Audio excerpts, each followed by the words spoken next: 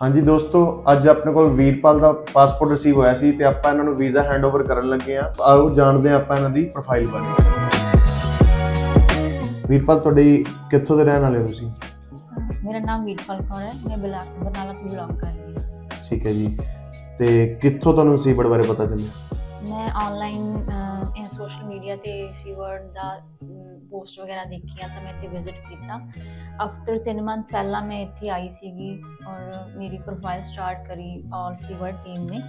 After that I receive my visa then with the help of all Seabird team. Okay, ਤੁਹਾਡੀ ਪਹਿਲਾਂ ਕੋਈ refusal ਵੀ ਹੈ? ਹਾਂਜੀ, ਮੇਰੀ ਕੈਨੇਡਾ ਤੋਂ ਰਿਫਿਊਜ਼ਲ ਸੀਗੀ।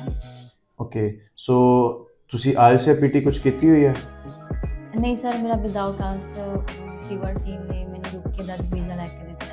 ਦੋਸਤੋ, ਵੀਰਪਾਲ ਦਾ ਜਿਹੜਾ ਵੀਜ਼ਾ ਹੈ ਉਹ ਵਿਦਿਨ 1 ਮੰਥ ਦੇ ਵਿੱਚ ਜਿਹੜਾ ਇਹਨਾਂ ਦਾ ਵਿਦਆਊਟ ਆਇਲਸ ਪੀਟੀ ਦੇ ਇਹਨਾਂ ਦਾ ਵੀਜ਼ਾ ਰਿਸੀਵ ਹੋਇਆ।